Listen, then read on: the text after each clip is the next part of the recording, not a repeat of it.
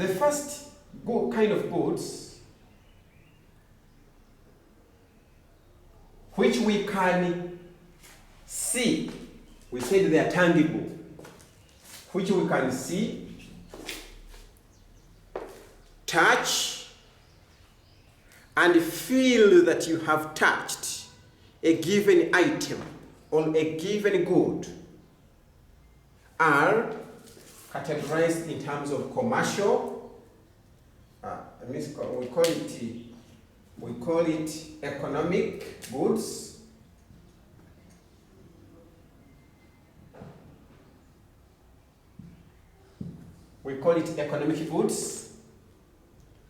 and we define economic goods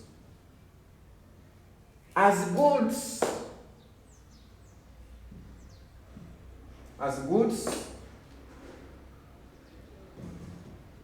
which are scarce in nature,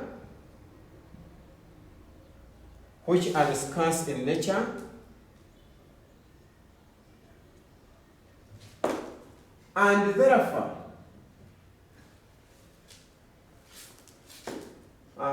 goods which are scarce in nature and have capacity to satisfy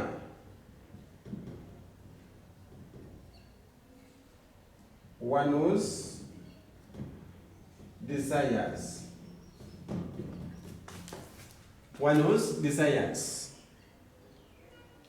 But in this definition, what we have to note is that we are saying are goods which are scarce in nature. And I have told you that for any commodity or for any good or service which is scarce in nature, for one to acquire it or for one to access it, that means it is expensive. It is expensive for one to access such a kind of a commodity. And since it is scarce and expensive, therefore you have to touch where? Where do you have to touch? In your pocket. To pull out. What is always in the pocket? What? Yeah? Hey, money.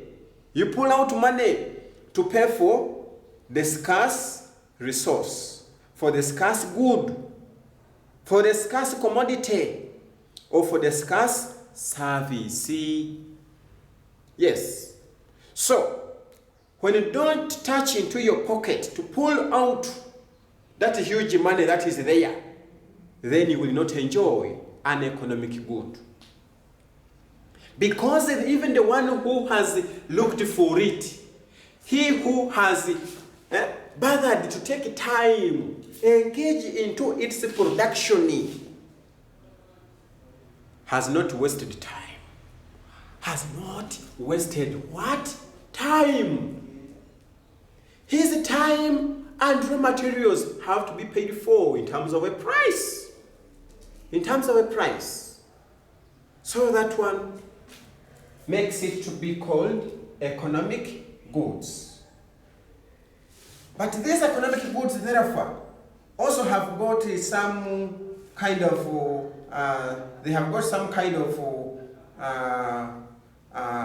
characteristics. Economic goods have got some kind of characteristics alongside them. For example, we have already mentioned one there. By the way, two of them. For instance, these characteristics, one of which we are saying they are scarce.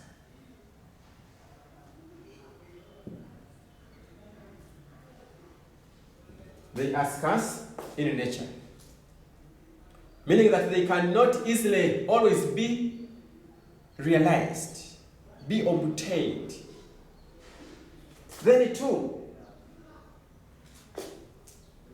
maybe here we can add one word that they are relatively Okay? Have you seen it? Let us add the word relatively scarce in nature. What does relatively mean? It means that it is not completely scarce, but it is somehow scarce and which can be obtained. Then the other have got money value.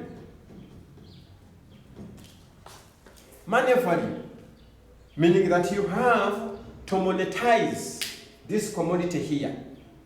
You have to value this good, economic good, in terms of money. In terms of money. That is, if you are to access it, and if even the seller is to sell it, will have to monetize it, value it in terms of money, and then sells it in at a given price. So the other is also that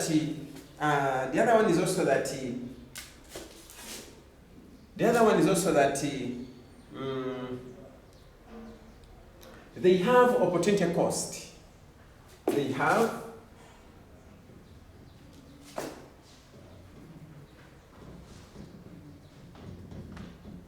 opportunity cost. They have opportunity cost, meaning that these economic goods, for one to consume them or for one to demand for them, you have to first arrange yourselves. Do you remember the scale of preference? The scale of preference? You have to arrange your goods in accordance to priority. And the arrangement of goods in terms of priority or in line with their priority is what, remember, we called the scale of preference. And out of, say, a commodity A, B, C, D, D, E, F, you have to arrange these commodities according to their need. According to their need. Starting with the most pressing one, the most in need. And the less in need is the one which will be down. Such that even if you don't consume, you don't buy that one, you will not be so much burdened in life. So when you buy A, B, C, D, and your money resource gets done, gets finished, that means you will have had opportunity cost of E and F.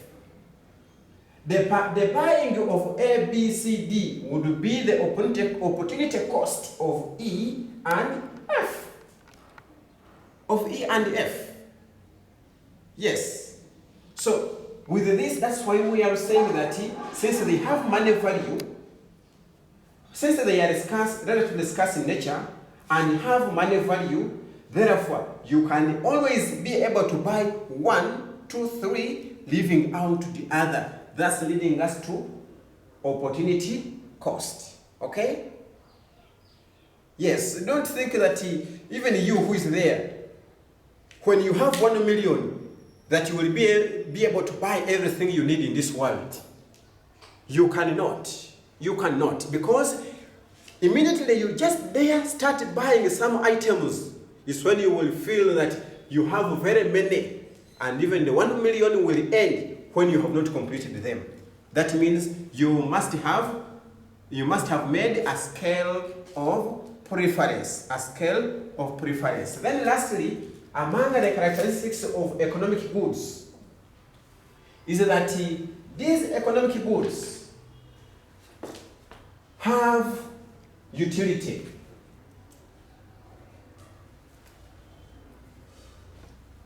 Have utility. Remember utility, we defined it as what? We defined utility as the ability to satisfy human desires. So when we say that have utility for you and whichever commodity you go to purchase in the market, you go when you have calculated that I'm going to buy commodity A, C, and Z. because these commodities have a given ability to satisfy you, and the less the commodities which have less utility, less satisfying ability, are the ones that you tend to neglect. In most cases, when I'm with you, students, in class here, I tell you that when it comes to break time or lunch time, and you find at the canteen, school canteen, where they are selling bananas, pancakes, each pancake 100 shillings. You are having biscuits of 500, having like 10 pieces inside. You have cassava, each one 50 shillings, each piece. I hear the canteen attendant always complaining. The so-called mandazi, the so-called biscuits, those ones are not always bought. And they complain why they buy them. Stock them into the canteen. Why? Because you always look at what has the most satisfying ability. You, the students, usually go for cassava. After all, one, it is cheap, a very good piece. By the way, a very good piece, like this one here. The whole of this one here, just 50 shillings. And you calculate, you have your 1,000. Those are how many pieces? 20 of them. By the time you finish 20 of them, where will your stomach be? You can imagine this one is just 300. So when you buy for 1,000, that means you will consume other than buying only 2 packets, biscuits, which melt just from within the mouth. You imagine. So we are looking at utility, which is the satisfying ability of a given commodity. And therefore, these economic goods, like the buildings I told you, like the land, like the cars, like bicycles, like clothes, like the shoes, each one you are putting on. I know, each one of you, And on barefoot? No one is on barefoot. So you are putting on shoes. Those shoes, you didn't just laugh in the market and they gave you. You did. Because even if you could laugh, you bring all the teeth out, they could not give you those shoes. But you had to touch into the pocket, thus having a money value, and therefore having an ability to satisfy what you want, your desire. All right? Thank you. I know we are moving on together. So, having noted that as one of types of goods, which is economic goods, therefore let us proceed and look at the second category of goods. The second category of goods. Among these goods, we have also, let us call it part B, or number 2, which we call intermediate